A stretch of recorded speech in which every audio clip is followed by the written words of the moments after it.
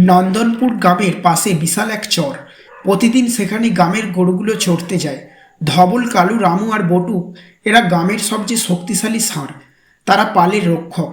আর এই পালের বন্ধু হরিধন এক তরুণ রাখাল। জঙ্গলের গভীরে বাস করত এক হিংস্র বাঘ, যার নাম শেরু। বয়স বাড়লেও সে এখনো ভয়ঙ্কর। একদিন সে চড়ার মাঠের গরুগুলোর দিকে তাকিয়ে বলে, এগুলো সহজ শিকার।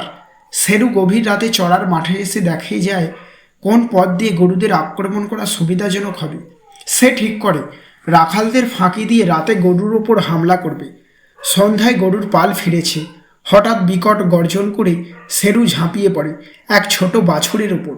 কিন্তু ধবল তৎক্ষণাৎ শিং বাড়িয়ে বাছুরকে সরিয়ে দেয় আর নিজেই শেরুর সামনে দাঁড়িয়ে যায়। ধবল ভয় পায় না। সে শেরুকে শিং দিয়ে তাড়া করে। অন্য ষাঁড়রাও একত্র হয়। শেরু বুঝতে পারে এই গরুগুলো সহজে হার মানবে না। পরদিন রাতে শেরু আবার আসে। এবার সে একা নয়, সঙ্গে আরও দুই বাঘ। তারা ঠিক করেছে একসঙ্গে আক্রমণ করলে গরুগুলো ভয় পেয়ে যাবে। তিনটি বাঘ তিন দিক থেকে আক্রমণ করে, কিন্তু গরুর পাল এবার একজোট হয়ে প্রতিরোধ করে। কালু, রামু আর বটু ধবলের পাশে দাঁড়িয়ে শেরুর দলকে পালাতে বাধ্য করে। শেরুর আগে ফুঁসতে থাকে। সে ভাবতে থাকে কিভাবে এই ষাঁড়গুলোর বাধা দূর করা যায়। সে ঠিক করে আরও ধূর্ত উপায়ে হামলা করতে হবে। হরিধন গ্রামের লোকেদের বলে, বাঘ এখনও ওঁত পেতে আছে, আমাদের গরুগুলোর জন্য কিছু করতে হবে। গ্রামের বড়রা বাঘ তাড়ানোর পরিকল্পনা করতে বসে। গ্রামের লোকেরা বন বিভাগে সাহায্য চায়। তারা পরিকল্পনা করে বাঘকে ফাঁদে ফেলার জন্য বড় গর্ত খনন করা হবে। এক ঝড়ের রাতে বজ্রপাতের শব্দে আকাশ কেঁপে ওঠে। সেই সুযোগে শেরু আবার আক্রমণ করে, কিন্তু এবার পুরো পাল একসঙ্গে প্রতিরোধ গড়ে তোলে। ধবল আর কালু শেরুকে শিং দিয়ে আঘাত করে। রামু পেছন থেকে লাথি মারে। অন্য বাঘরাও ভয়ে পালিয়ে যায়, কিন্তু শেরু সহজে হার মানতে চায় না। রাতে জঙ্গলে ফিরে গিয়ে শেরু প্রচণ্ড গর্জন করে। তার শরীর রক্তাক্ত, কিন্তু তার প্রতিশোধ স্পৃহা আরও বেড়ে যায়।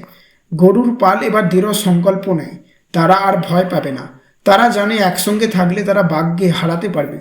গ্রামের লোকেরা জঙ্গলের পাশে বিশাল গর্ত খনন করে। ওপর থেকে পাতার আচ্ছাদন দেয়। পরিকল্পনা শেরুকে সেখান থেকে ফেলে দেয়া হবে। শেরু আবার আসে, কিন্তু এবার তার সামনে নতুন বিপদ। সে বুঝতে পারে না তার জন্য কি অপেক্ষা করছে। শেরু যখন আক্রমণ করতে যায়, ধবল ও কালু একটু একটু করে তাকে ফাঁদের দিকে নিয়ে যায়। শেরু বুঝতে পারে না সে কোথায় যাচ্ছে। একসময় ধবল শিং দিয়ে এক ধাক্কা দেয়, আর শেরু ফাঁদের মধ্যে পড়ে যায়। গর্ত থেকে ওঠার চেষ্টা করেও ব্যর্থ হয় সে। গ্রামের লোকেরা আনন্দে উল্লাস করে। বন বিভাগের লোকেরা এসে শেরুকে ধরে নিয়ে যায়, দূরবর্তী গভীর জঙ্গলে ছেড়ে দেয়। এরপর থেকে আর কোনো বাঘ চড়ার মাঠে আসেনি। গরুগুলো নিশ্চিন্তে চড়তে থাকে, আর হরিধন তার প্রিয় বন্ধুদের সাহসিকতার গল্প সবার কাছে বলে বেড়ায়।